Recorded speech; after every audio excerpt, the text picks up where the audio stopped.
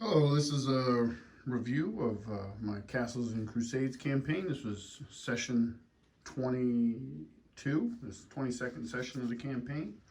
I had two players for this session. My friend Dave, who was playing Barry the Wizard, and my friend Zach, who's new to the campaign, but not new to our group. Zach played many years in the majority of my long 5e campaign. He was a player in that. He's about the same age as my son, so they grew up together, kind of at the table, playing games with us. And he's a great player. It was really great to have him back. He played a halfling rogue named Valrin Twilight Toes. so real good character. We actually got together the day before, the three of us, and helped him make that character. And one of the things I did is a lot of DMs, and I see a lot of stuff online, a lot of DMs, they struggle with how do you get the party together? Well, I've played some more narrative-based games with game masters that are really good at that style of game. And they push a lot of narrative stuff back on the players to come up with, and if it's the right group and the right table, it can be really fun, and I've had really great experiences doing that. So I did that in this case. I was like, you guys come up with how you know each other. I don't have to do that. And I interjected a few things to help that along, but like they did the bulk of the heavy lifting and then just rolled with it in game. This was a terrific session for role playing. The first couple hours of it was mostly just role playing before we actually got to the table and the terrain you see before you. So it started off in Arden. Valrin shows up in Arden looking for his old friend Barry. And Barry and Valrin had history together during Barry's time in the city of Dornval to the south, which is stuff that happened pre-campaign. It's part of Barry's backstory. And Valrin has this letter that he came across in his travels that was written by a guy named Bodhi, and it talked about him and this other guy, Sealod, and Sealod was the apprentice to a wizard, and Bodhi and Sealod basically murdered this wizard and took some of his stuff. And the letter went on to say, over time, they didn't know if the items they took were cursed or they were cursed because of what they did. But like bad things kept happening to him. Eventually, Sealod was killed, and Bodhi took that as like the final straw, and he went north and into the Hulmwood Forest, and he hid the items that they took. And he described it as he hid it at these ruins that are along this stream that runs into the River Indus. So Valrin knew that his old friend Barry was in that area, so he came north to find him. He shows up in Arden, goes to Scranton Hall. It's evening time when he rolls in, and Barry's well into his cups. Him and Brea are there, and Brea's not much of a drinker. She's having a couple, a quiet glass of ale as Barry's really having at it, and he's up on the table telling this story of this sailor's song. So they get together, and Valrin explains what's going on, and Barry agrees to help him find this items because it could be some stuff in there that could be valuable. So they pack it in for the night, eventually under Brea's direction, because they know they need Brea, because she's a ranger, and to lead them through to the Hulmwood and try to find this place. So they pack it up for the night. The next morning, Barry, before he departs, he meets with Cyan, his mentor, the Wizard of Arden, and asks him some stuff because the players really keyed on this whole curse, mention of a curse, and they took it to think that the items were cursed. And I think I kind of left it open; they could be either, but they really ran with the item that the items were cursed, and I didn't do anything to discourage them from thinking that, because it made them much more cautious and probably built a little bit of tension for them, I think. So Barry asks Scion about, identifying cursed items and how that's done and how to avoid being cursed. And some of it, like, Barry should know at this point in his stage, although he's never dealt with cursed items. His study of magic, he's 4th level. he would know, like, basically, like, there's a one point in the conversation where Cyan is like, you figure it out by casting the Identify spell. Duh. Which was fun. There was a little bit of role play between Cyan and Barry. And that was really good. Like I said, there was a lot of great role play. So they end up leaving. Takes a day and a half along the road that runs from Arden to the mining camp before they come to this stream. They don't have any encounters during the night. I have them roll randomly for that and didn't come up with a random encounter. They just heard wolves in the distance. So Brea leads them to the biggest stream that runs into the River Inbis, and they have to cross the river, which took a little bit of work, but Brea figures out a method because they had no idea. They're kind of city slickers, so they didn't really have an idea, so I helped them out with that. And there was an interesting part of that where she had to ford the river, and it's wintertime, so she kind of stripped down to just her small clothes.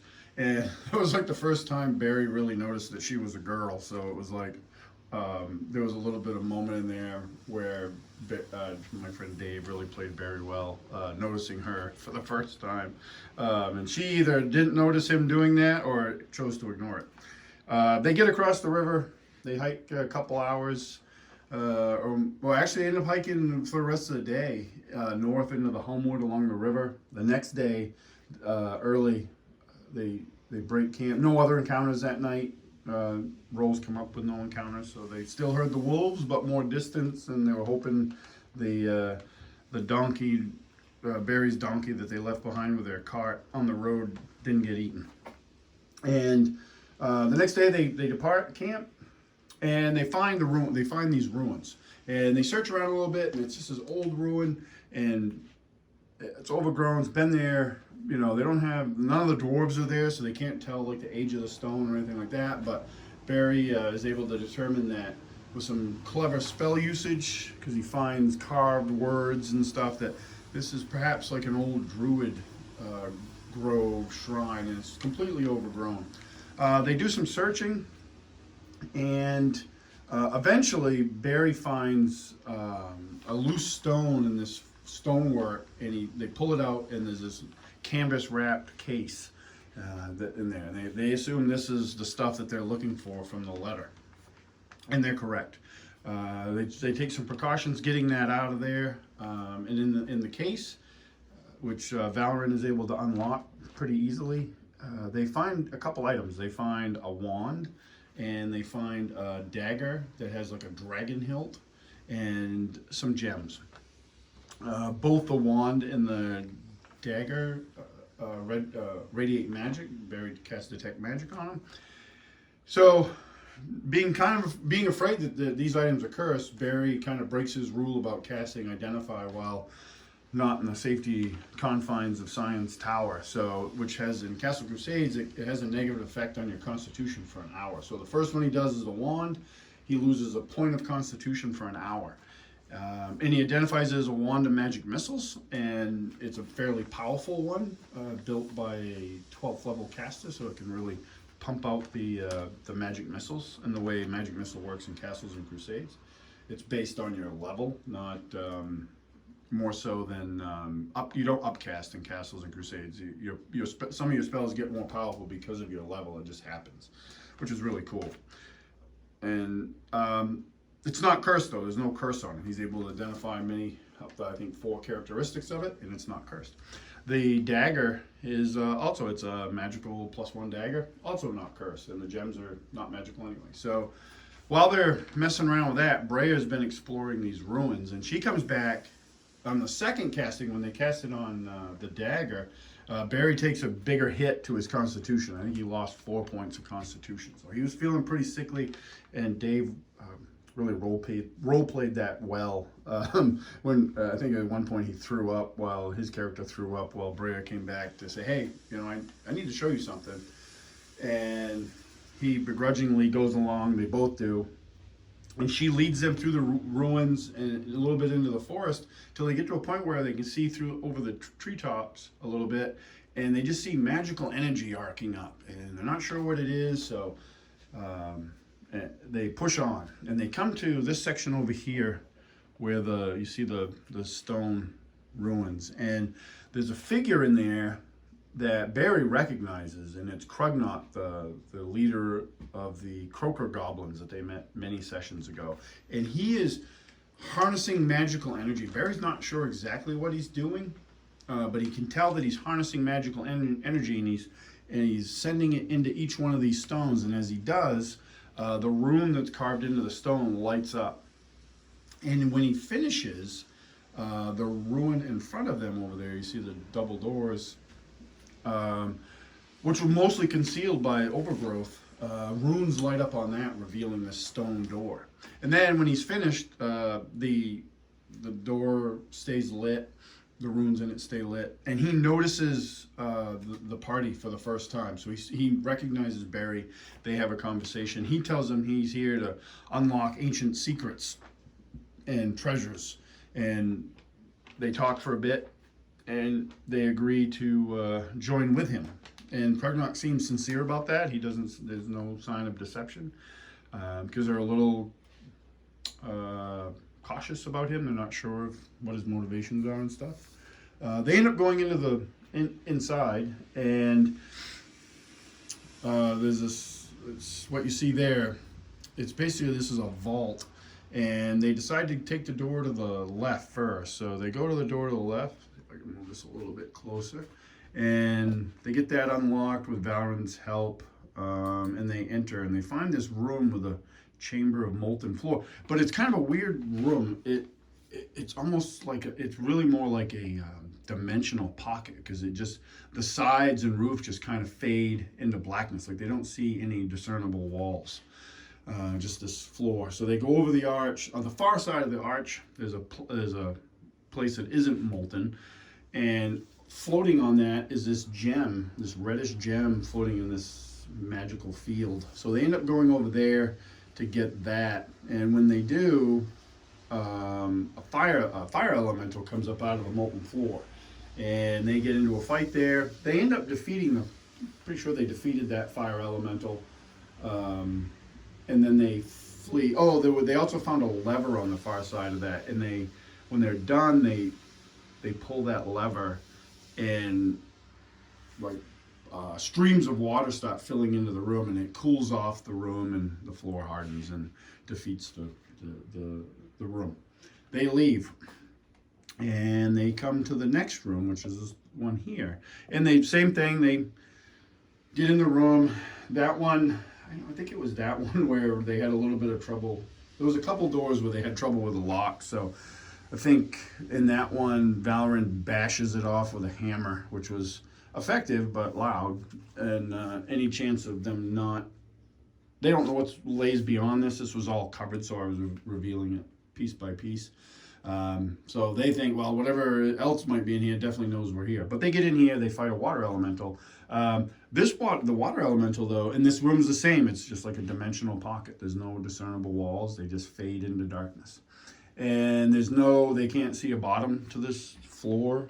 And over here, there's also a moat here, and with a stone floating in it, magical energy with stone floating in it. They go to get that. They're attacked by a water elemental. And the water elemental ends up washing Crugnot off of this, and then it has this vortex ability, and it starts sucking him up. And he goes down and down and down, deeper and deeper.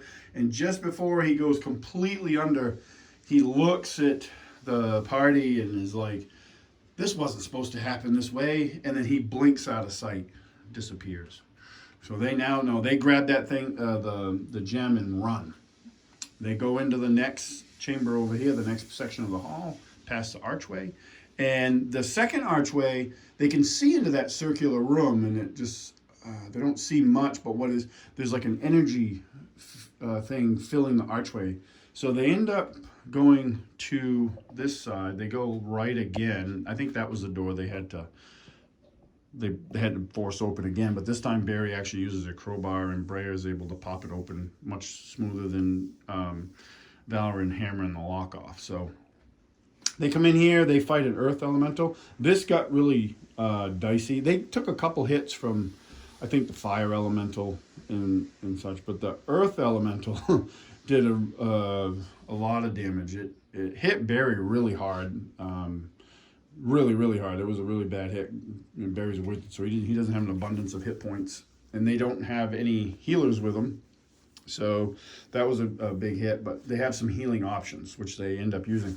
When they're fighting at the entrance, the elemental, Valrin, the way Zach set up his character, is a halfling, but with the advantages that are in the Castle Keeper's Guide, he was able to, like, he has like really awesome movement. Like, he took he's third level. I started him at third level so he got 2 advantages, and he took both of them were movement based.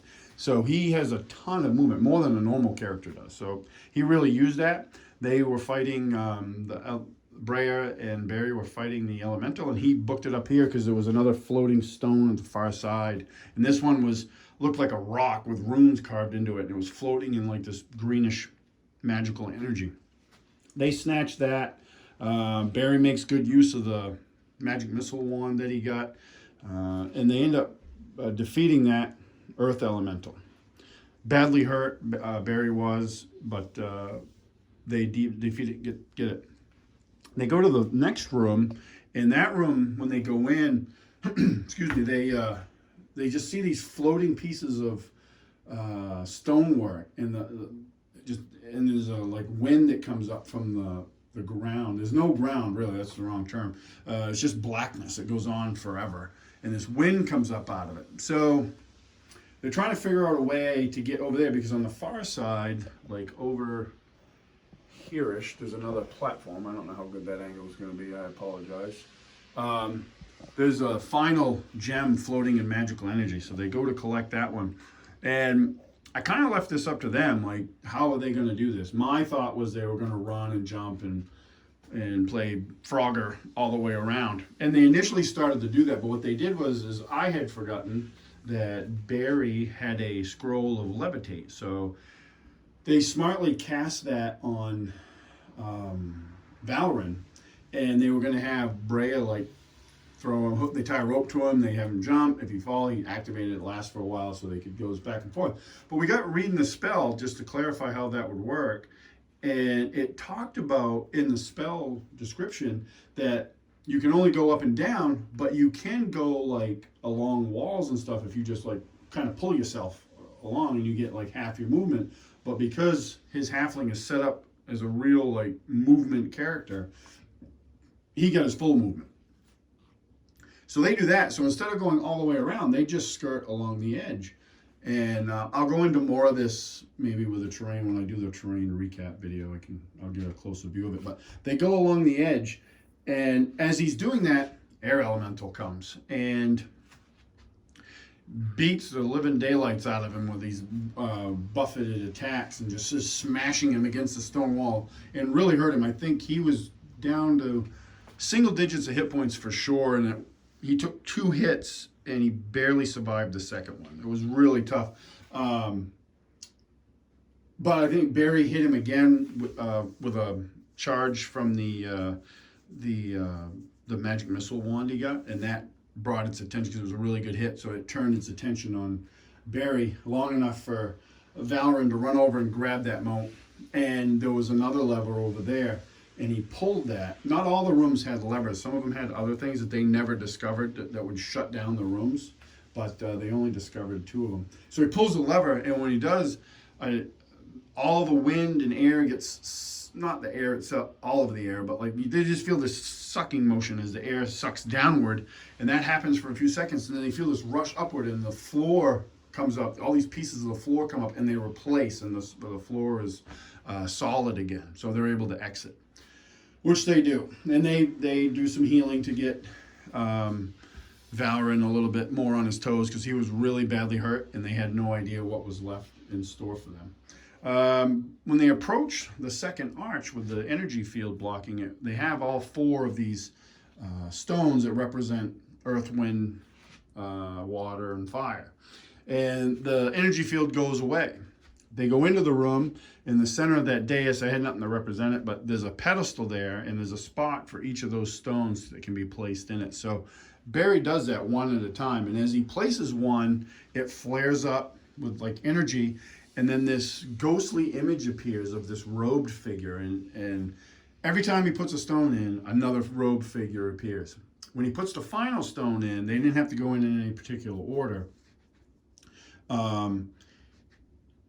There's a grinding of stone, and a piece of stone in the pedestal in front of him moves away, and the dais in front of him moves to the side, and coming up on more magical energy, contained in this magical energy, is this crystal staff with a ball, a small like a crystal ball on the end of it, not a searing, like a seer crystal ball, but just a ball of crystal.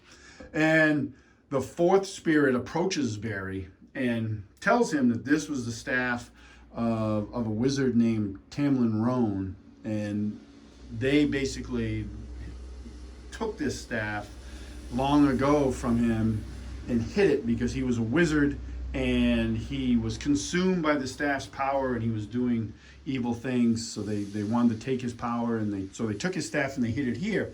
The staff itself has a spot at the top near the ball where 4 stones can be placed, not the stones they found.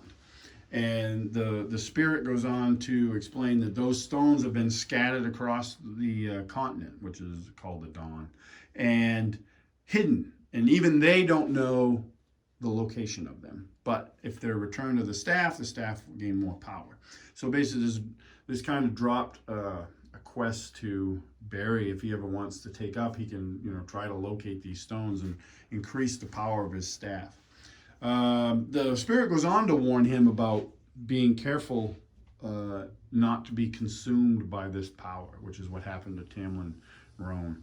So they take that warning, take that item. Barry's and my buddy Dave's pretty excited because this is actually the wand and this staff are the first magical items that his character has gotten. There's been a couple others that have popped up in the game. Like Valrin already got a +1 dagger, and now he has this wand and staff. He ends up casting, I don't know if he did it there, he might, I don't remember. He casted, he eventually learns that right now the staff grants him like a +1 bonus to his armor class and his saving throw. So it actually kind of acts like a ring of protection for him, but it's a crystal staff with a story behind it and a potential adventures stemming from it, which is pretty cool. Really good plot device, I think, and players liked it a lot, so there had a lot of good things to say about the session. So yeah, it was a real good session. They returned to Arden and getting prepared for the next adventure, and Barry's going to be researching this Tamlin Roan, this wizard, to try to figure out what more he can learn about him and possibly the staff, which will be cool because that'll help me because I use my own homebrew setting. So we're kind of like developing the lore at times as we go. There's stuff that I write ahead of time, but then there's some stuff because it just comes out in emergent play. A lot of the character stuff that came out today. Like I didn't give that a lot of time with this review, but like the role play back and forth between